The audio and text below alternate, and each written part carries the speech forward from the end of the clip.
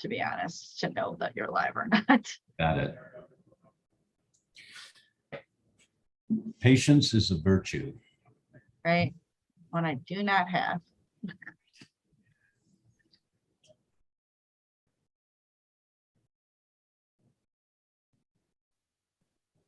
Oh, and we are live. Nice timing. Hello, welcome. It's Tuesday, 4 o'clock Pacific, 6 o'clock here in Chicago. I'm in Chicago today, 7 o'clock on the East Coast, midnight in Dublin, 1 a.m. in London and most of Europe. Let's see, it is 4:30 a.m. Wednesday morning in New Delhi, 9 a.m. in Brisbane, Australia, 11 a.m. in Auckland, New Zealand, and it's Facebook Live. Hello, everyone. It's nice to be with you. Welcome back. And for new visitors, welcome that you're here today. Good time to come because we have our special guest is Dr. Marissa Snyder. Hello, Marissa. Hey, Dr. Tom, how are you doing today? And how is Chicago? Oh, Chicago actually has a storm right now. Oh. That thunderstorm and lightning. So I hope my internet stays okay. There were some problems beforehand, but if my internet goes wonky, Marissa, just continue with wherever we left off. Sounds good. All right. So for all of our guests, I want to give you a little background on Marissa Snyder. Dr. Marissa Snyder is a functional medicine practitioner, women's hormone expert, and the author of 8 books. She's got me beat by a number.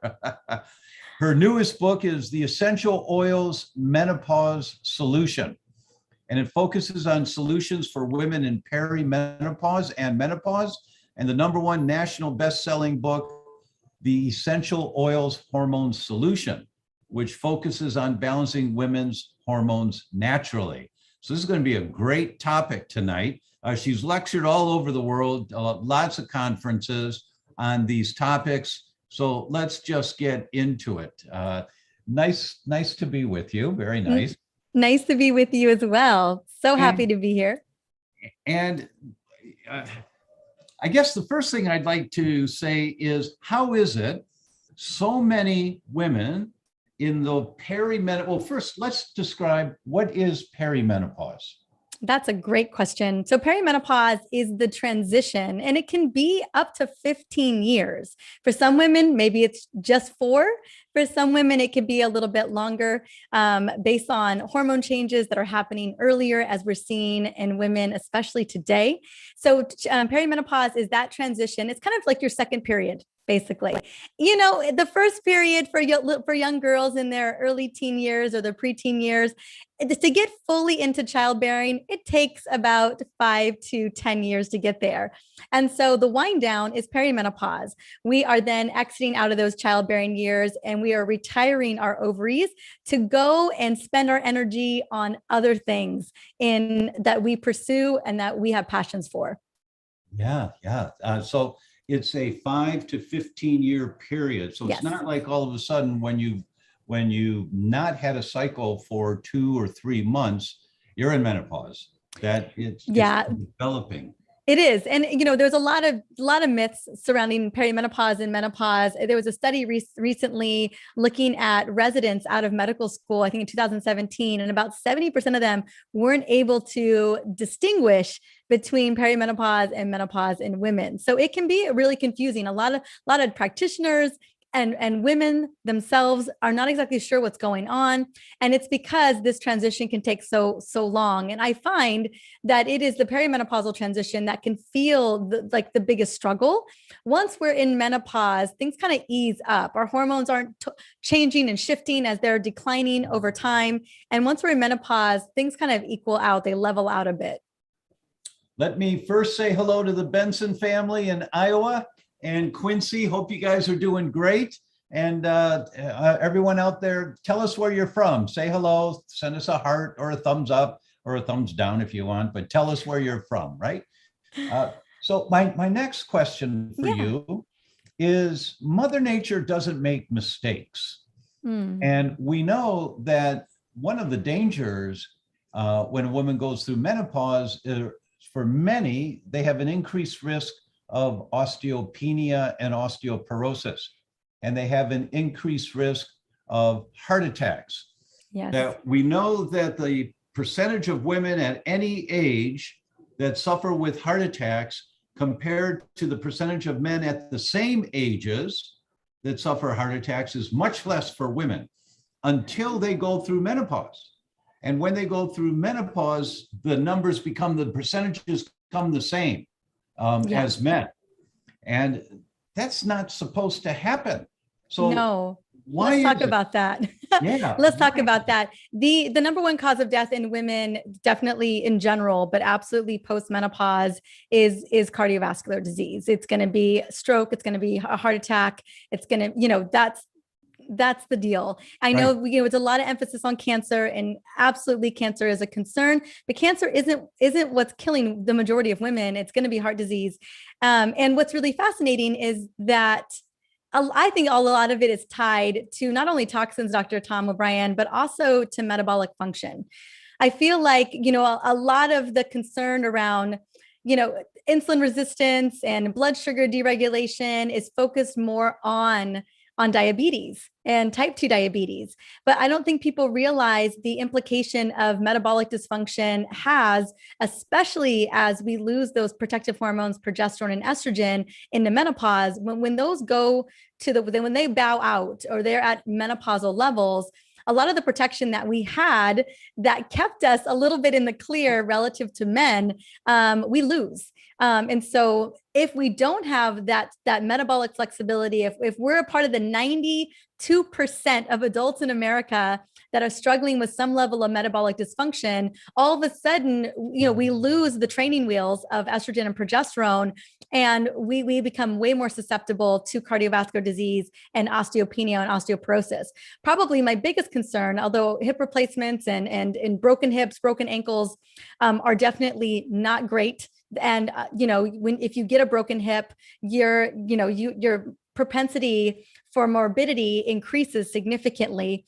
But cardiovascular disease is definitely the biggest concern here. And I mostly always link it back to a metabolic concern more than anything else. Our hormones were protecting us, but we should have always been focusing on our metabolic function the entire time.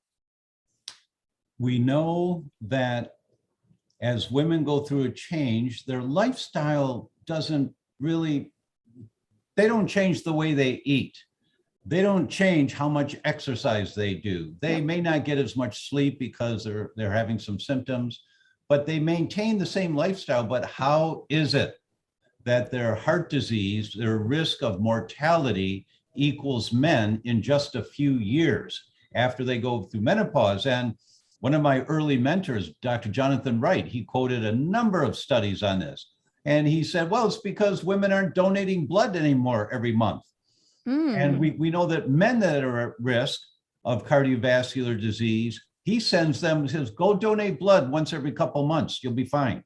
And the studies have been really clear on that. People with higher cholesterol, people with a family history, that you reduce the risk for male or female, but especially male, of a cardiovascular incident when they're donating blood. So, and he pointed out, and he quoted a couple of studies that women are donating blood every month. Yes, they are. Yeah, when we're cycling, it's happening every single month. Yeah. But yeah, once we go through menopause, that ceases, and that becomes I consider to be one of the major factors. That, and if you keep on eating sugar and you don't pivot your metabolism, when we lose those protections, we lose the way that our body is recirculating blood and leveraging our very critical hormones. All of a sudden, we become a very high risk. Right. Exactly right. Exactly right. So the metabolic imbalances that may have been not dominant for them, but enough to be creating inflammation in their bodies, their estrogen and progesterone levels were likely toning that down a little bit.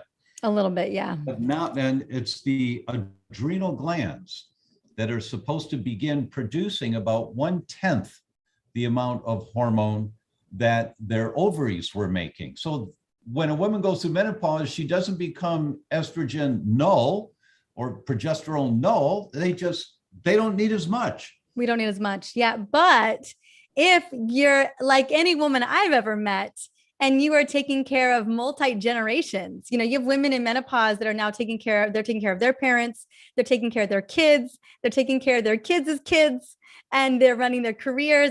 It's a very full time in their life. And oftentimes women are struggling. Their adrenals are struggling. Their stress levels are through the roof. They're just juggling so much. I think about even my own mom, she's got a grandbaby. She's got my grandparents, she's juggling a lot, and her adrenals have definitely taken a massive hit. And because of that, her resilience isn't there. And you can see it. She's making very little hormones from her adrenals. That's a critically important concept for everyone to understand tonight, is that it's the lifestyle before the perimenopausal years, with the amount of inflammation that we all have, that causes the metabolic imbalances, that when you lose the level of estrogen and progesterone that you were making, then the backup system is too worn out to take up the load, and even at 1/10 the dosage.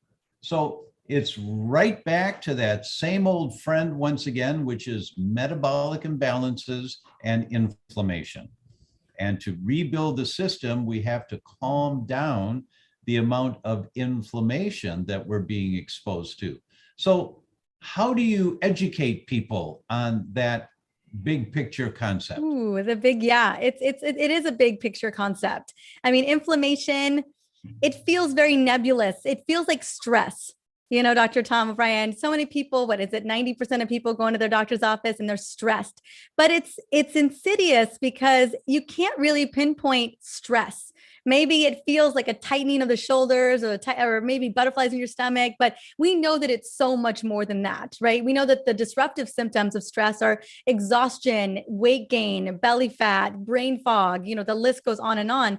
And, we think about inflammation. Inflammation is the same. It's occurring on a metabolic level. It's occurring on a cardiovascular level. Inflammation due to, of our cycle could be polycystic ovarian syndrome, could be estrogen dominance.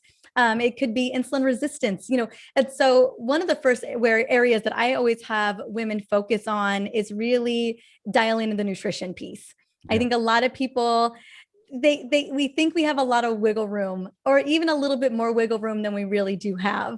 And so it's really about food that is pure fuel, that's going to feed your gut. It's going to feed your mitochondria.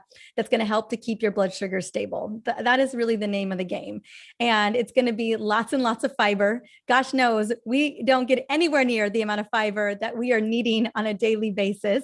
I think the average people consider to be a good number is 35 to 40 grams. But we know it's even more than that.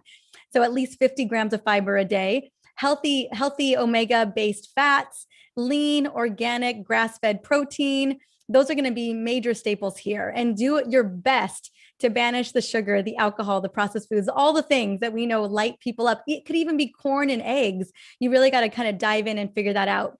And then, as you talk about so often, it's about the environmental toxins that we're exposed to, and really doing your best on a daily basis to detox. Really, not only reduce the amount of toxins that are in your environment, but also be loving up on your liver every single day.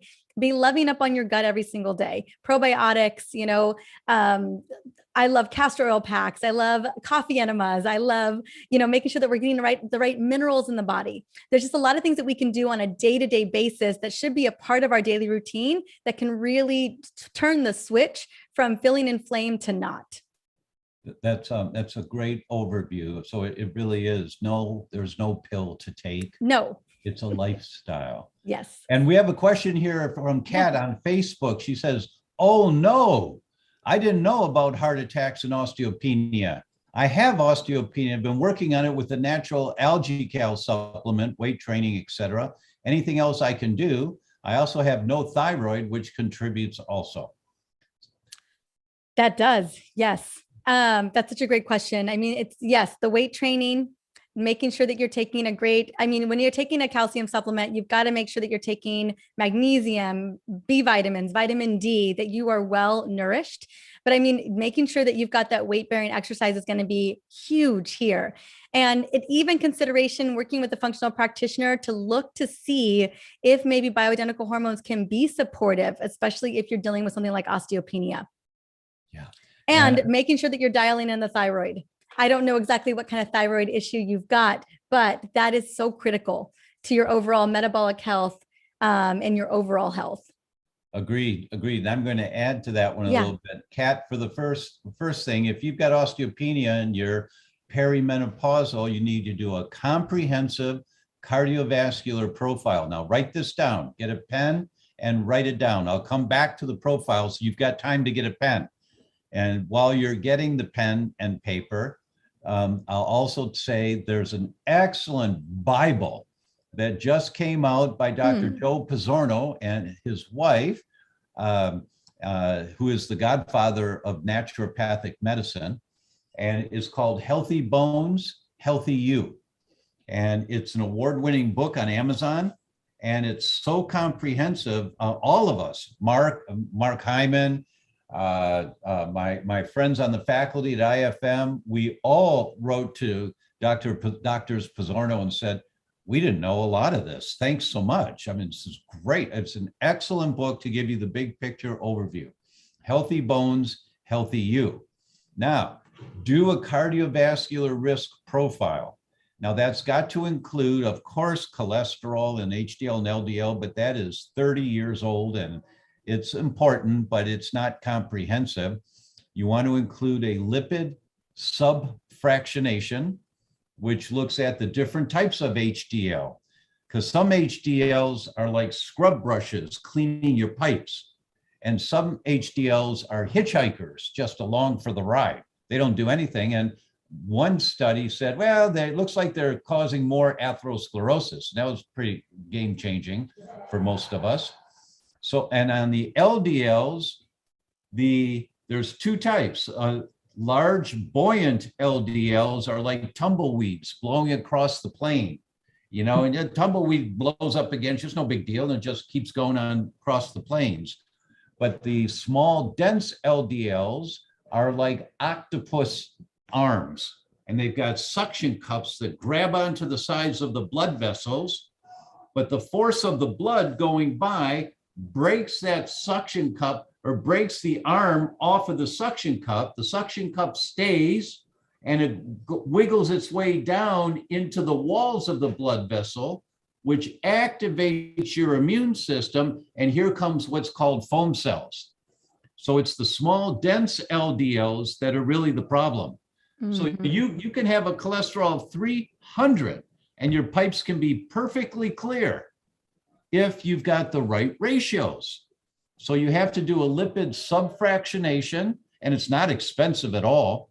There's some labs that the copay is $60 and insurance takes the rest. Then you have to include homocysteine, the letter C-reactive protein, and fibrinogen. And then there's a new kid on the block in the last 7 or 8 years from Cleveland Clinic. They published a lot of papers on this, called TMAO, Thomas, Michael, Apple, Oscar. And when you do that kind of a blood profile, you've got the big picture. Are you at cardiovascular risk right now? And given that you've got osteopenia, and I'm assuming perimenopausal, you need to do that blood test just to make sure you're not at higher risk right now, right? So have your functional medicine practitioner do that test for you. Just take that list into them, say, hey, I need this test. Well, why? Because I've got osteopenia and I'm menopausal. Why didn't you recommend this already? Okay, we'll do the test. So another one that you can run on an advanced lipid profile is a lipoprotein A, just to kind of see what's going on. And it should be a part of the advanced profile as well. If you're, it usually is. This is a question from Liz on Instagram. She says, this is Liz. Hi, Liz. Oh, that's a friend of yours. Yeah. What's a good coffee enema?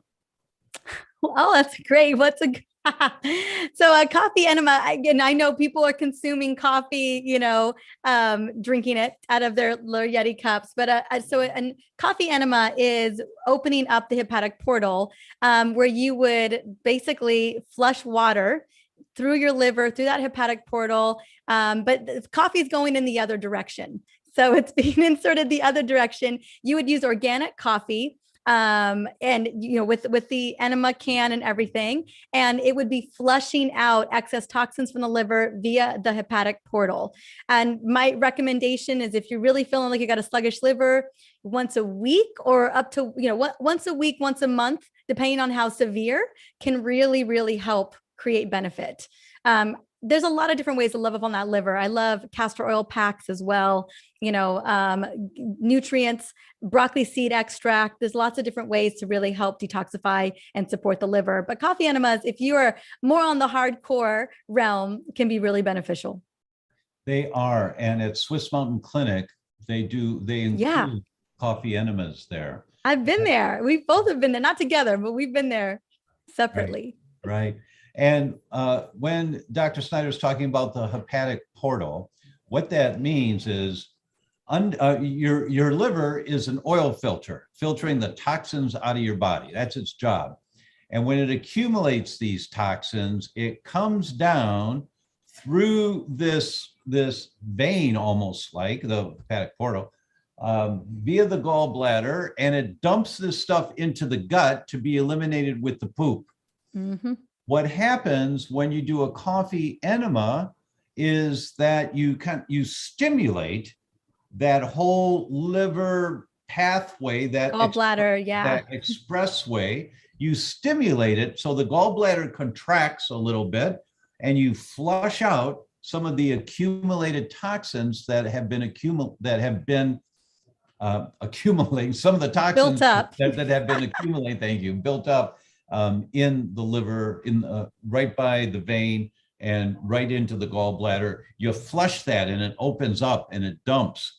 Then the liver, the big organ, is able to take more of the debris that it's got in its own tissue and send it down to the gallbladder. There's more room now. And so coffee enemas are a great tool to kind of prime the pump, if you will, and get this stuff out of there. And when she asked what is a good coffee enema, I don't know of any brand that's better than another, but just as Marissa said, always organic. Always organic coffee. Yeah, and not decaf. You want the full strength, because you want it to actually constrict like that. It's the caffeine is what's making it all work. Right. Let's see. Alvo 1999 on Instagram asks, I've heard removing wheat from your diet during peri can be helpful. Thoughts? I mean, Dr. Tom O'Brien, this is your wheelhouse. Yeah. My baby has never had wheat yet, so. Yeah, nor mine. There's no question in the science that every person gets inflammation in their gut and transient leaky gut intestinal permeability whenever they're exposed to gluten. There's no question. The science is very, very clear. The problem is most people don't feel sick when they eat wheat. They don't have stomach problems that come up. So they say, I feel fine when I eat it. It's because it's not causing stomach problems, but leaky gut, which you get every time you are exposed to wheat, leaky gut is the gateway into the development of chronic inflammatory diseases. All of them. All of them. It's the gateway. And so whenever you eat wheat, you are opening the gateway for more inflammation in your body that can manifest as osteopenia, osteoporosis, brain fog, emotional volatility. The list goes on and on. Mm-hmm. It Yeah. does. And when you're talking about perimenopause and you've got major shifts in your hormones, which is causing disruption to begin with, and you're becoming more insulin resistant by nature as well, add inflammatory foods to the mix and you're going to up level that inflammation even more. So yes, if there was a time to really do it, it would definitely be when you're in perimenopause, but really anytime. I see it all the time where children, teenagers, 20-year-olds, it doesn't matter what age, are having inflammatory responses to processed wheat. Right. Yeah. And grains, not just wheat, but Good. Suzanne on Facebook says, I am a menopausal woman, 66 years old, tried taking progesterone bioidentical pills, had many side effects, had to stop. Any advice? Yes. When it comes to hormones, they're powerful. Estrogen and progesterone, two major queens, and having receptor sites on almost every single cell in the body, including your brain cells, your neurons. And so when it comes to regulating bioidentical hormones, there really needs to be monitoring. We got to figure out the dosage. And then for some people, there's a lot of women who thrive without bioidentical hormones. And so there's a lot of other levers to pull, reducing your toxic load, supporting your gut and your microbiome, supporting your stress levels in your adrenals, boosting nutrient deficiencies. There's a lot of, it's focusing on your metabolic health is huge here. So if you find yourself struggling with the dosage of a bioidentical hormone, it could be one of two things. It just isn't the right dosage for you. Or it hasn't been monitored right. It may be worth getting a second opinion if you feel like you need it. If not, you can always just put that to the side for a while, try some other lifestyle strategies, see if they're working to improve the symptoms that you're dealing with. And if they don't on their own, worth finding another practitioner who really knows how to dial them in. Yeah, and until you can do that, Suzanne, try taking half the dose of one pill, once every 3 days and see how your body does. It may be that you've been progesterone deficient for too many years and you've just overblasted the system with way too much. Yeah. If you're taking it for the first time at 66, it's been about maybe 14 years since your body was producing it. Right. JJ on Instagram says, how do you deal with bleeding gums, receding gums? I bought Rejuve for gums. It basically kills all bacteria in your mouth. What else can I do? Oh, this is definitely not a hormone question per se. Dr. Tom O'Brien. Want me to start with that one? Yeah, I would love that. Sure. We know that the most influential organ of your body, most influential, but is the microbiome in your gut. It makes hormones, and your microbiome goes from the mouth to the other end. In your mouth, the oral cavity, there's over 800 families of bacteria that have been identified. And what you have right now, what receding gums and bleeding gums is, gingivitis and periodontitis, is inflammation in your gums. You've got leaky gums. Yeah. Leaky gut, leaky gums. When you have leaky gums, the bacteria can get in through the leaky gums, just like leaky gut. So the bacteria and the exhaust of the bacteria can get in through the leaky gums into your bloodstream, has a direct access up to your brain, accelerates brain inflammation, and the list goes on and on. Why do dentists give you antibiotics when you go to the dentist or prior to coming to the dentist? There's only one reason. It's because when they're working in your mouth and they squirt some water in there and you lean over and spit it out in the porcelain tub and it's red, that's blood, they gave you leaky gums. And we know that for a few days, it takes 3 to 5 days for the leaky gums to heal, just like in the lower gut. It takes 3 to 5 days. And during that time, bacteria can get into your bloodstream through your leaky gums. When bacteria gets through the bloodstream into the leaky gums, and a very common bacteria that can do that is called Streptococcus, like you've heard of strep throats. If Streptococcus gets into your bloodstream and the immune system starts making antibodies to fight the Streptococcus, which is a really good thing, there's a mechanism called molecular mimicry, which means that the antibodies to fight the strep that's now in your bloodstream, there's certain tissues in our body that look like strep. The protein structure that the antibodies are looking for to kill the strep, the outside of the strep bacteria has a protein structure, and the antibodies are attacking that. That protein structure, it looks a lot like the valves of your heart. And so the antibodies fighting the strep can attack the valves of your heart. That's rheumatic fever, and that'll kill you. And that is the only reason that dentists give antibiotics before you come in or when you're there, is because when they give you leaky gums, and if you've got too much of the bad bacteria in your mouth and it gets into your bloodstream, we don't want your immune system activated to fight the strep. And so if there's antibiotics in your bloodstream circulating around, it'll take care of the strep, and your immune system will not get activated to fight the strep. That's the concept behind why they do antibiotics. There's no other reason for dentists. So why am I telling you all that? Because you've got fire in your mouth. You've got inflammation in your mouth. That's what's causing the gingivitis, the bleeding gums. So what do you do about that? Well, first, you may also have bad breath. Maybe your husband tells you every once in a while, that your breath's not great. What does that mean? Well, you got too much bad bacteria. And so we need oral hygiene. We need to make a healthier environment in your mouth.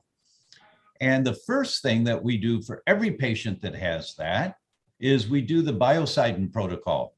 And Anne will put the links in here for Biocidine. I've been using it for over 30 years. And now there's also Dentalcidin.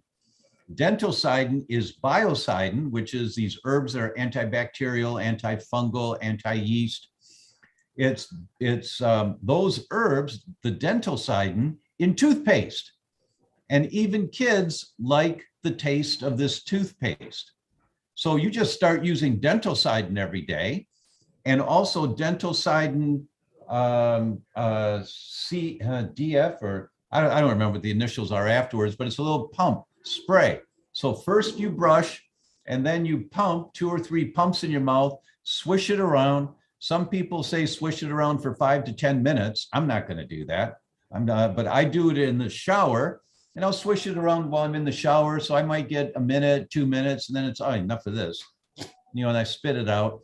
But that way, it's the best hygiene for your mouth while you're dealing with clearing this oral cavity of the elevated amount of bad bacteria that's in your mouth causing the gingivitis. So that's a long explanation, but that's what you've got is inflammation in the mouth, and that's what causes gingivitis. So you take preventive measures. That's the patch-up work, is with Biocidin and Dentalcidin. I think it's Dentalcidin CSF, or I'm sorry, I don't remember the letters.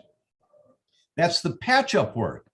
You also want to do the work, where is this inflammation in the oral mucosa coming from? Why is my oral mucosa out of balance? Why do I have too many bad guys in my mouth?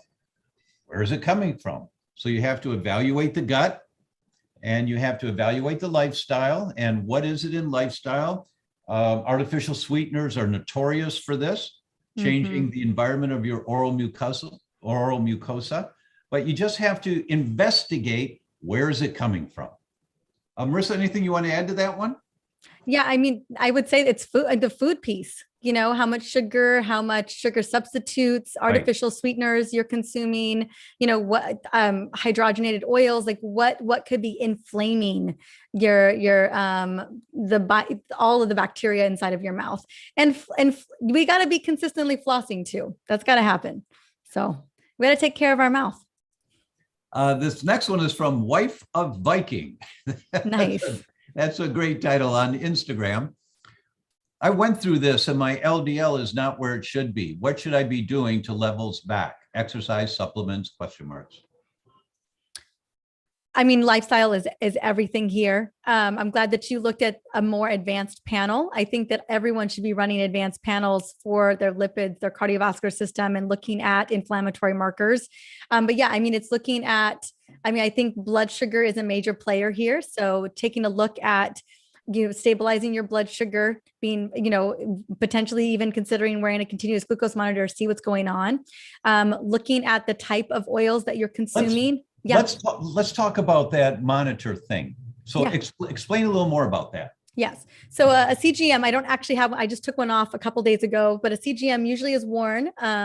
It's the Libre Freestyle by Abbott is often a very popular one that everyone's wearing. And it's measuring the blood sugar in the interstitial fluid right there at your arm, but it measures in real time. And what we're learning is that stable blood sugar levels is the name of the game for overall metabolic function, and having that metabolic flexibility. Unfortunately, 92% of adults in America have metabolic dysfunction, often related to blood sugar levels all over the place. And so that's one of the first areas. I know when we think about cholesterol, we think about triglycerides, we don't necessarily, we kind of separate them away from blood sugar, but blood sugar plays a major role in the inflammatory response in our arteries, in our cardiovascular system. And so maintaining good blood sugar is going to be a major player here. One of the reasons why we see fatty liver disease, which is increasing significantly right now in adults and leading to belly fat, is because we don't have anywhere to put all the sugar that we're consuming. So your liver literally converts it over to fat in de novo lipolysis. And so we're seeing fatty liver disease, we're seeing abdominal visceral fat, we're seeing higher triglycerides in the body as well. And it's just a really big indicator of cardiovascular disease and inflammation inside of the body. So it's one of the areas that I would be looking at more closely, because it's one of the things that we often don't identify as being related to a cardiovascular concern. So I'm going to take it back here. Yeah. Everything that Dr. Marissa just said is right on the money. And she did this. And I want everyone to understand, you get one of these patches, it sticks on your arm like a nicotine patch. It stays there for a few days to a couple of weeks, depending on which one you use. And then you get an app on your phone. Yep. And then you check your phone, what's my blood sugar right now? Oh, good, it's a good number. Then you eat whatever you eat. Then you wait a little bit, what's my blood sugar? Wow, my blood sugar went from 90 up to 170. Wow. But I just ate ... That should be good for me. Well, it doesn't matter what should happen. Here's the results of eating that. And you learn so much by monitoring your blood sugar in real time. It's just the greatest tool. I think the vast majority of the world should be using this, because then if I eat a bowl of rice, my blood sugar goes through the roof, and you'll just see it. And nobody can argue with it because it's real-time measurements. Real. It's not real. Just theory. Yeah, it's very real. Yeah. It's very shocking. I think a lot of people putting it on, right now are just blown away by what doesn't take a lot to throw off our blood sugar. And I think what's the most fascinating is how long it takes to get back to equilibrium. Right. You could, postprandial, a couple hours, 2 hours after that meal. And if your blood sugar hasn't gotten back to balance, that's inflammation right then and there. You Yeah. see a blood sugar spike over 140 milligrams per deciliter, that's in the diabetic range. We know that there's an inflammatory response due to that. Your body has to respond to that amount of sugar in the blood because it gets too dangerous. And so every time we spike our blood sugar, every time we create blood sugar variability, we are creating inflammation inside of the body. And can you imagine that when you don't know that shrimp fried rice can be a problem for you, and you just eat what you think is a nice healthy meal, but your blood sugar goes up and you don't know that it went up, and so then later you're tired or you've got more inflammation, whatever your symptoms are. You say, well, I'm eating healthy. Why? Well, I'm eating healthy, and so that's why this is such a great tool. It's called a biomarker. It's like a temperature gauge on the dashboard. You can see the temperature much more intricately than just a hot light on the dashboard. The hot light comes on, it's too late. The engine's already overheated. But when you have a temperature gauge, it slowly climbs towards the red zone. And that's what this is. This is a marker that it's such a great educational tool. I can't say enough about it. So, Dr. Marissa, what startled you when you put this device on? Sweet potatoes. Sweet potatoes. Yep. Really? Yeah. Healthy sweet potatoes. They're healthy for you. Yeah. We had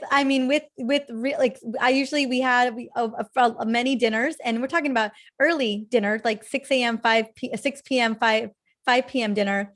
Sweet potatoes. I usually have wild salmon, and then sauteed spinach and broccoli, and maybe just a quarter cup of sweet potatoes.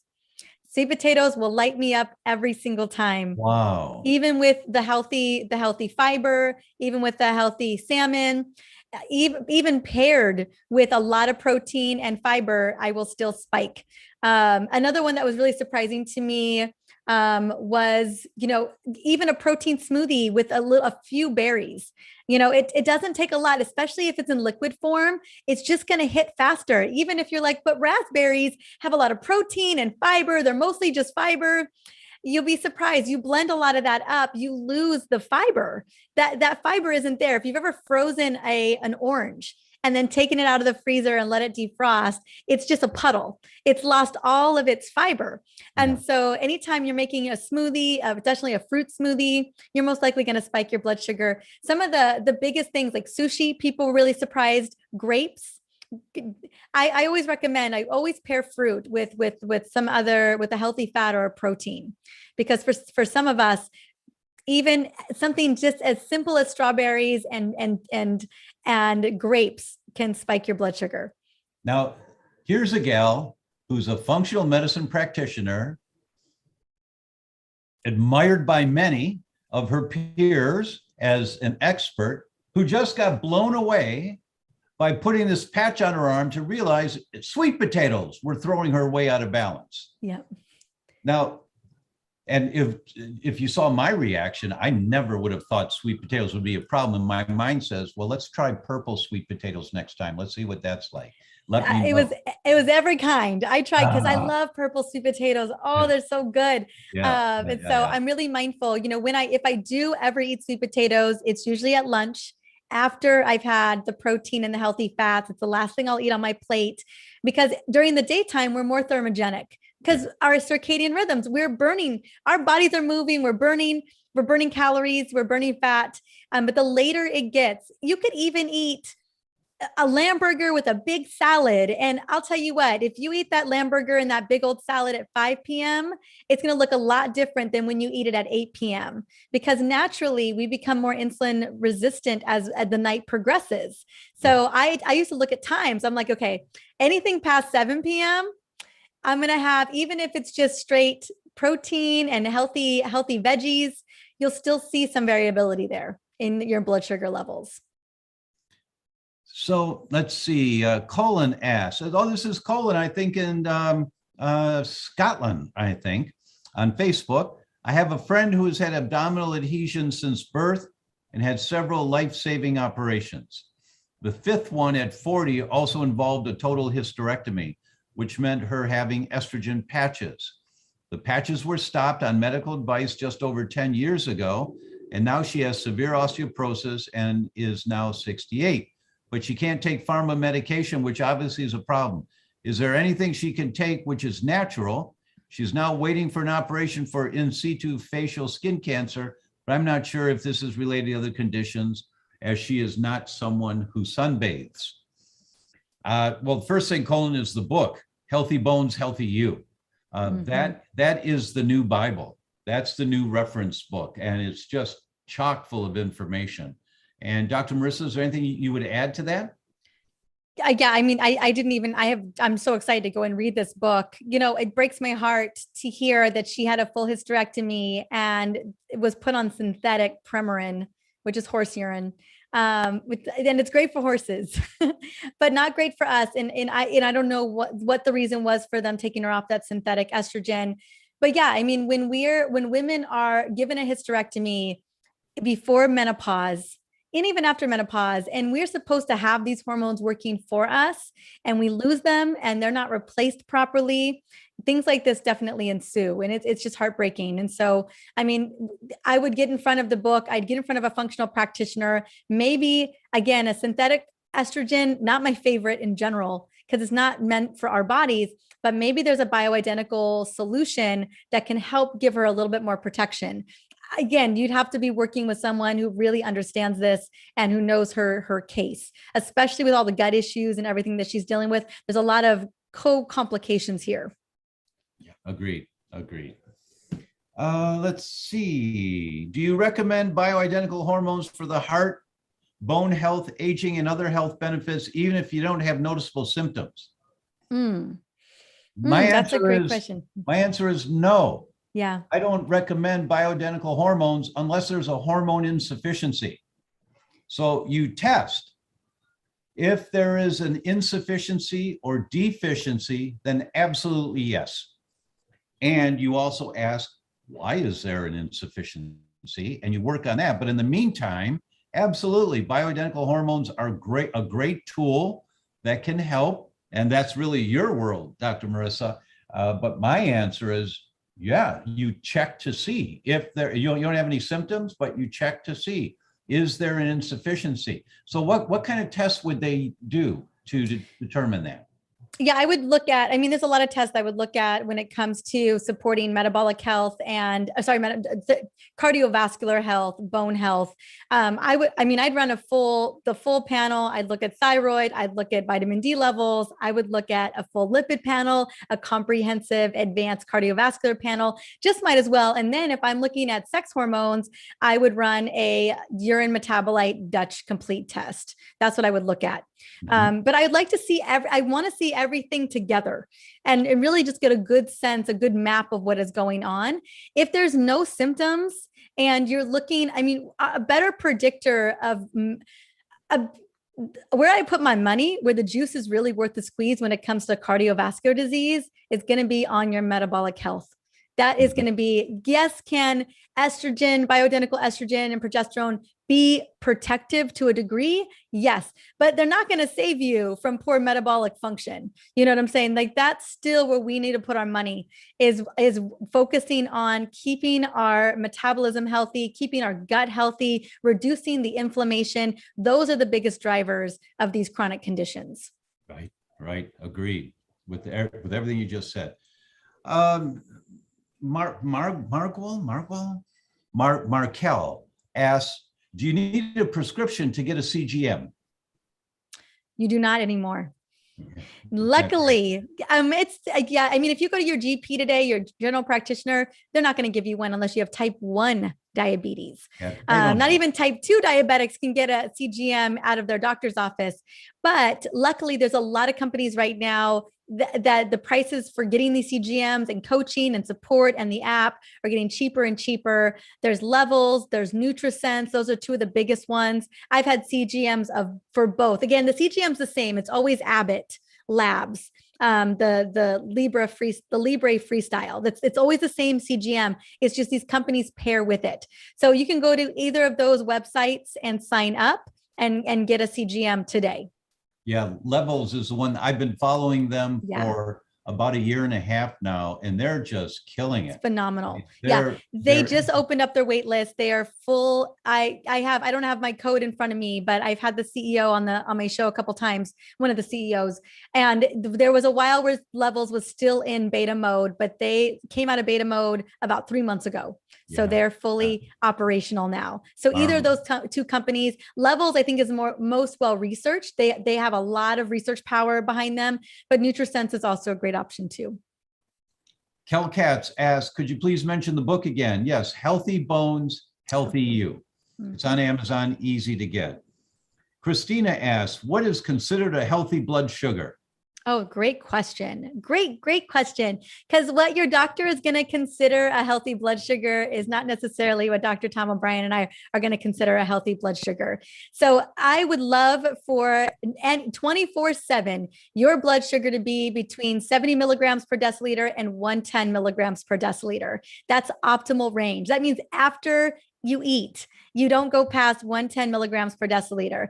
You know, we know now that anything above 120, if you spike, or if there's a 30-point difference. So let's say you test your blood sugar right here, you run the app over it, and it's 9 o'clock in the morning, you haven't had breakfast yet, you're at 75 milligrams per deciliter. That's a great fasting blood sugar.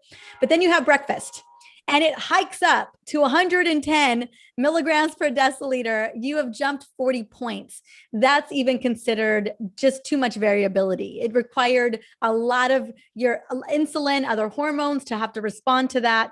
So again, that sweet spot, ideally, that optimal spot is 70 milligrams per deciliter to 110 milligrams per deciliter all the time.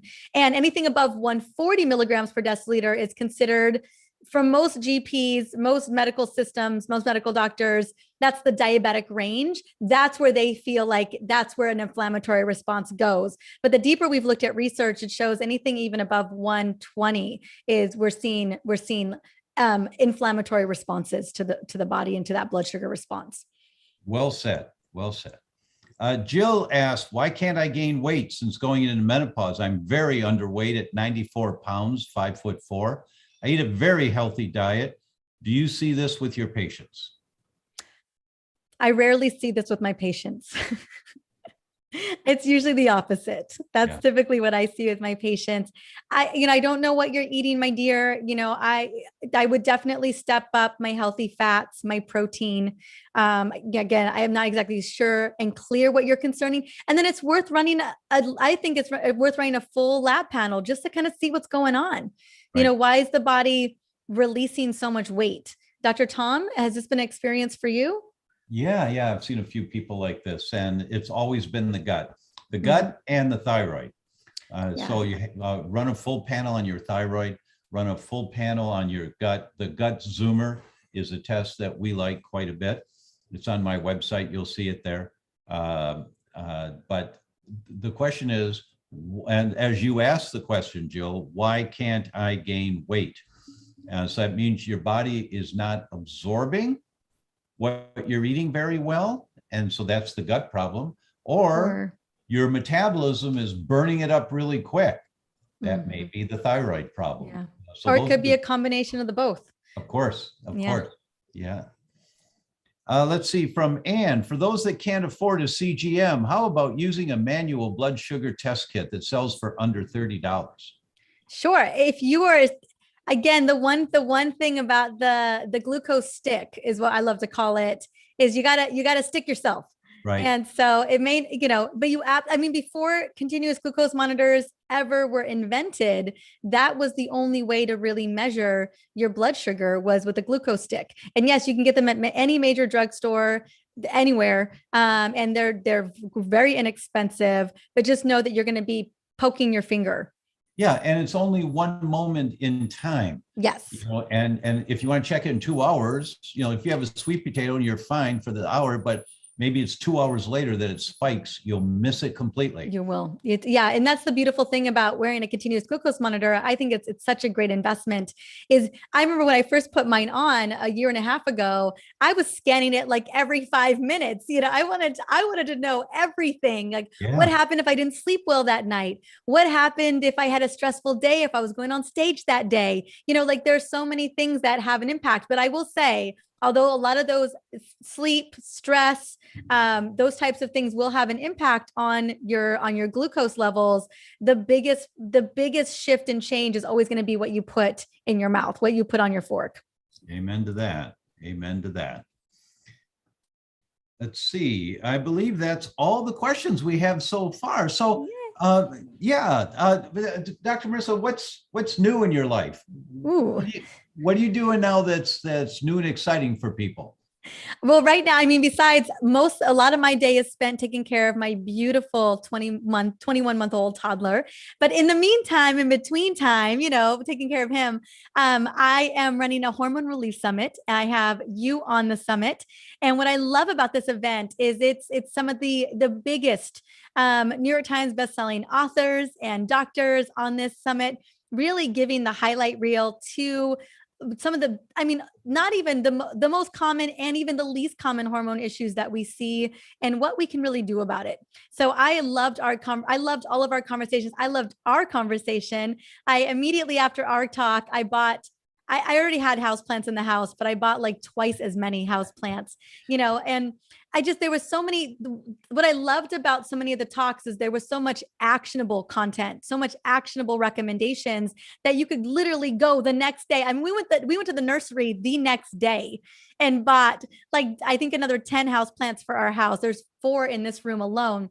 And so that's the type of information that I really want people to get, is this usable recommendations that we can begin to apply immediately. So there's 44 speakers, Dr. Perlmutter's on there, Dr. Tom O'Brien's on there, Dr. Northrup is on there, so many incredible doctors. If you want to know how keto works for your menstrual cycle, if you want to know how to intermittent fast during perimenopause and menopause, if you want to know the time, Dr. Perlmutter says when it comes to really paying attention to your metabolic health, he says in utero. He says it's when it needs to be when your mama's taking care of it for you. Yes. And so, because so many people are struggling with insulin resistance and stubborn weight gain. And I was like, when's the time? He's like, when you're not born. Yeah. And when you hear stuff like that, I'm just hearing somebody's mind saying, yeah, well, that's silly information. Nothing I can do about that. No, it's valuable information, because then you understand that you likely came into the world, if your mom had some blood sugar problems during the pregnancy, you likely came into the world with not a full deck of cards in terms of metabolic health. Mm-hmm. And so your whole life, you can probably see, well, when I was a kid, I had this, and then this when I was a young teenager, and this when I was an older teenager, and by this time it was like that. And you start to be able to put it all together to understand where you want to focus now. And it gives you kindness with your own body when you understand that, it may not be something that you did yourself that threw you so far out of balance. You may have come into the world already that way. And that's actually happening a lot. That's why autism's going through the roof now, is because moms are having so many metabolic problems, and before pregnancy and then during pregnancy, and it affects babies' growth and development, babies' brain development. I mean, the science is so clear on all this. I'm not going to geek out on all of you, but it's really, really clear. And I think it's important. Yeah. I mean, I can imagine a 50-year-old woman hearing that and that would have been great 50.5 years ago. But what I think it really brings to the table is, the more that we understand this, the more that we become aware of this, we start talking to our mamas. A lot of pregnant women are struggling with depression, eat whatever, have those donuts and peanut butter, whatever the combo is. Right. And we realize that there's more at stake here, that we have to be metabolically healthy, and not just metabolically healthy during our pregnancy, but we have to reduce inflammation. When I was pregnant, I was on an anti-inflammatory protocol the whole entire time. And so, because I knew that what I was putting in my body was going to be my son's future brain cells and my own future brain cells. I knew that. I knew every time I put food on my fork, that was my future brain. That was my future heart, my future liver, my future epithelial layer of my gut.